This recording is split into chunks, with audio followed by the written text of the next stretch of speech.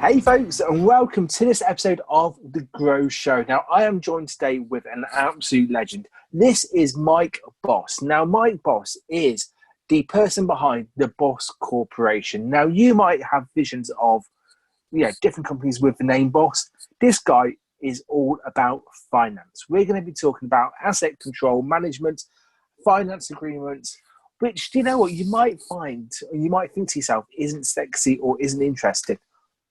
Mike changes that for me anyway, and I hope he changes your view of finance for you. So, Mike, thank you very much for joining us today. How are you doing, buddy? Very good, thanks. It's an absolute pleasure to be here. So, thank you for having me on. It's, great to be here.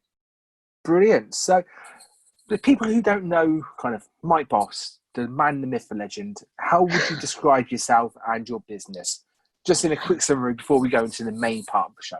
Sure, yeah, absolutely. So I'm what you call a veteran in the finance industry, Gary. I'm, despite my, my young boyish good looks, I'm actually in the industry for, a very long time. So, I set the business up about 17 years ago. It's all about kind of asset finance and my whole sort of, thing behind the business is all about helping people really. And as I said, finance, it can come across and it has got a bit of a reputation for, let's say, not being the most exciting and sexy industry, but it is extremely useful to people. So I'm sort of about trying to change a little bit about how the industry is seen and trying to help where I can.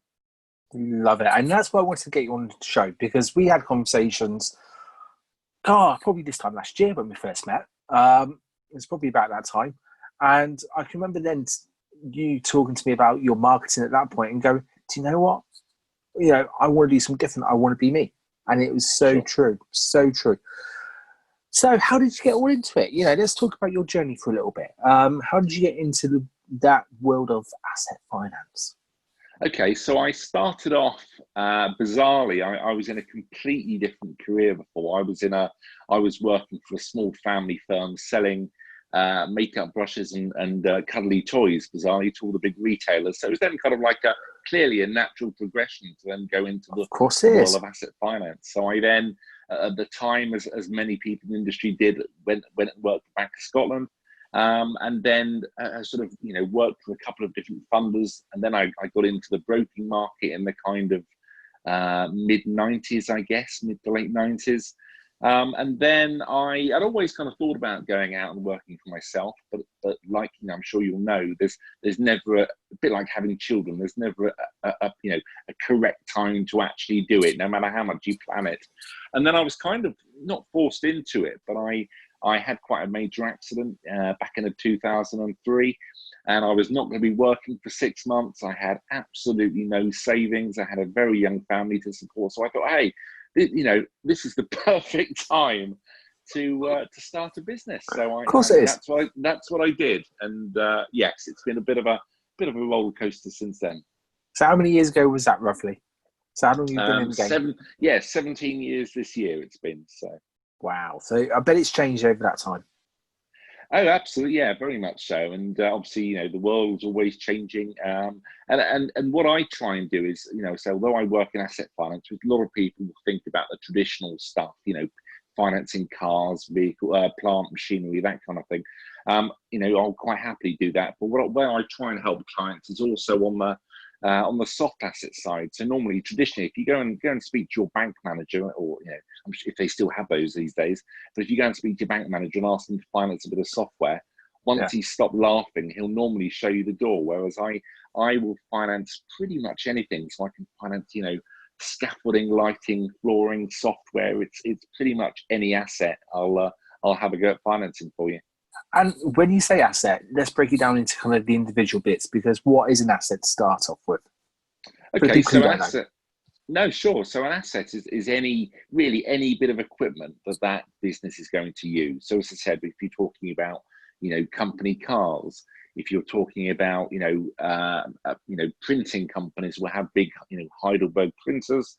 You will have engineering companies will have, engineering machines, but also, as I said to you, office equipment. So you're talking about, all the computers and servers, whatever in the offices, office furniture. air conditioning. Asset is really any equipment that business owns. So really, you can, in your business and your experience, I think you could pretty much help any size, any type of business, because actually, when you break it down to the assets, everyone's going to have slightly different assets, depending on what businesses they are. But actually, with the amount of assets out there, you'd be able to help them. Doesn't matter if they're kind of based anywhere in location or what assets they need. No, it's actually quite a useful tool to have. Yeah, for sure, and it's very much about any size business, and that's a bit of a misconception that people have about the industry, is they think that it's only the very small businesses that can't afford it that will ever use finance, because they think people will only ever use finance when they don't have a budget, when that's not the case. There's a lot of again, it's quite dull, but it's useful. There's a lot of tax benefits. There's a lot of good reasons that people should be preserving their cash, instead of spending money on a bit of software or whatever. From that point of view, it can be anyone. It can be a one-man band, an SME business, all the way up to multinational businesses. And what do they normally talk to you about? Firstly, what I like to do is I like to go in, sit down with them, and understand their business, rather than just sort of say, okay, what are you buying right now? Then, that's great. But what I'd like to do is try and understand a bit more about, what their business does, the challenges it faces. Is their business seasonal? And there's two reasons for that. So firstly, in that I can help tailor, if we fund an agreement for them, firstly, I can tailor the payments of that to suit them. So it's not about, one size fits all, which a lot of people in the industry will do. It's about understanding, as I said, are they, busier in the summer than the winter months, or vice versa, and sort of tailoring the payments on that agreement to match that. But the other thing, a good example is that I went in and saw an engineering business last year. And, I was talking to him about a bit of software, and then we got talking, and he was showing me around his factories. And then he was telling me that they were launching a new product later on in the year, and it was going to be quite, cash heavy. They were going to be burning a lot of cash in order to launch that. And I was walking around, and he was sort of saying to me, I'm not quite sure how we're going to do that. It's going to be quite tight, etc., etc. And I was walking around, and his factory had so much equipment in there, which turns out he owned outright, or the business owned outright. And I said, well, you're sifting all this equipment. Why don't we put in place a refinance agreement for you it's secured against that machinery, and then put that money back into your business to help grow the business, to help launch that new product. So so that cash is. They always say cash is king, and I don't think that's ever been more important. True, very, very true. And what I like about what you just said is that actually you gave an example of quite a large kind of place of work or business, but you've also mentioned that actually it's the small guys that can help out as well. And actually, we're recording this on the 26th of June at the moment. This will probably go out in about the August time. And actually, there'll be some small businesses who have got grants through, have got finance agreements in place. And actually, they could use that grant to purchase new equipment, to kind of reinvest into their business as such. Sure, yeah, absolutely. But also, I'm saying that sort of asset finance agreements, can sit alongside those grants. Every business, irrespective of the size of the business, will always face challenges. Even the largest companies always have set budgets in place. And I always say, in particular at the moment, with everything that the country's been through this year, is that, yes, get the grants, whatever you can get, but, keep those for the kind of core business uses. But yeah, with regards to, any, equipment, plant machinery, anything like that, then potentially look at an asset finance agreement, because, as I said, I don't think there's ever been a more important time to consider it. No, I completely agree. And actually, when it comes to kind of this time, you've obviously seen so much change over the course of your kind of your life in the industry. how would this kind of period be compared to that?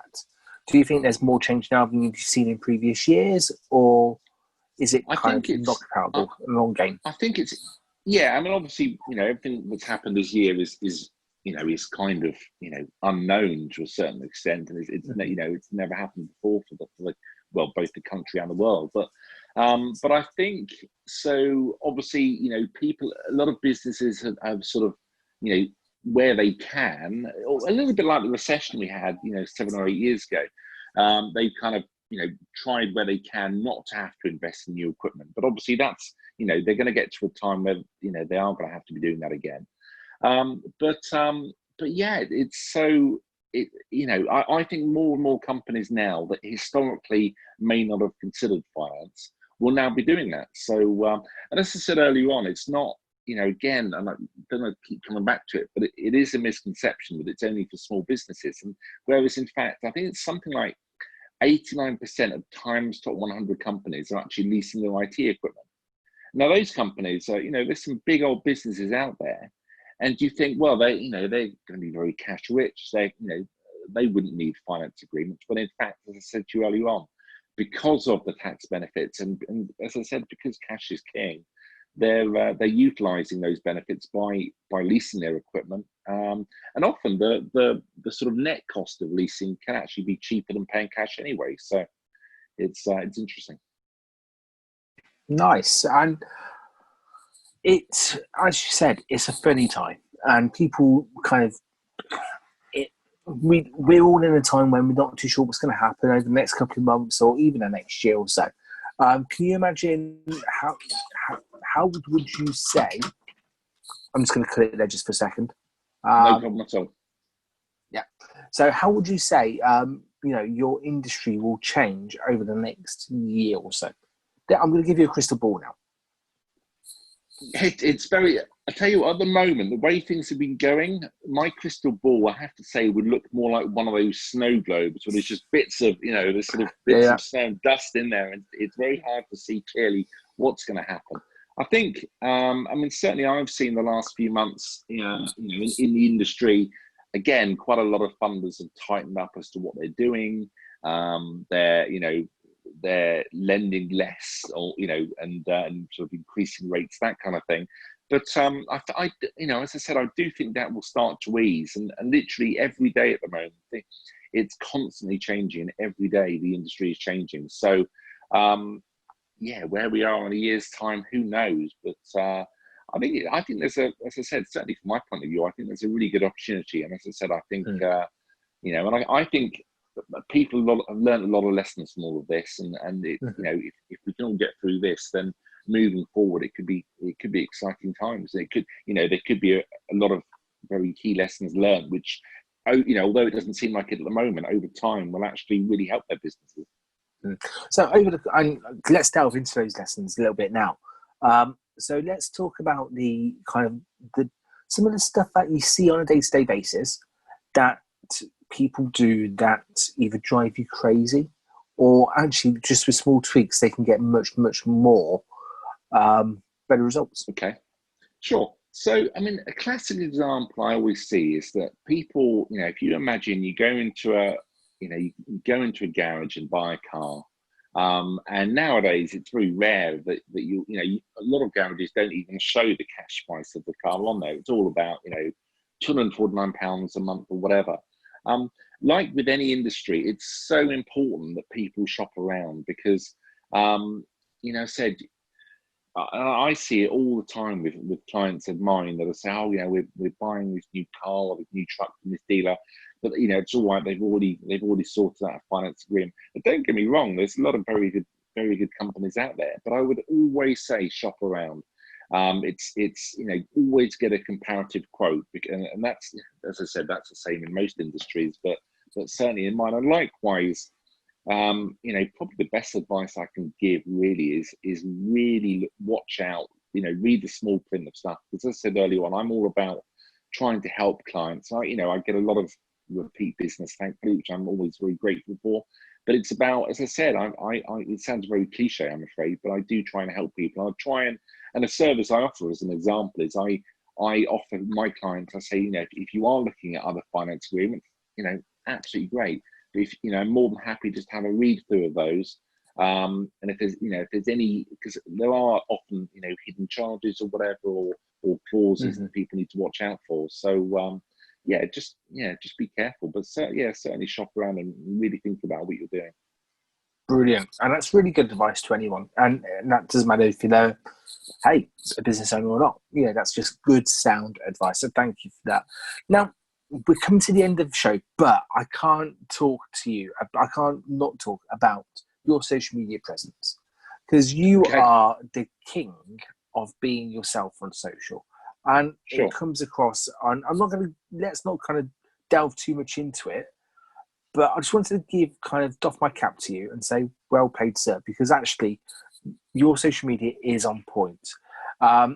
So if people wanted to see this, how can they find more information about you? Sure. So I do a lot of stuff on LinkedIn. I've only been doing it really heavily for about probably 7 or 8 months. But if you go on to linkedin.com/the Finance Guy UK, or just search up Mike Boss at the Boss Corporation, you'll find me on there. But yeah, absolutely. And as you said earlier on the show, when you and I spoke last year, I was really conscious of how I was going to market out in the business, out on social media, because with all due respect, as we said earlier, it's not the most, it can be seen not to be the most exciting industry.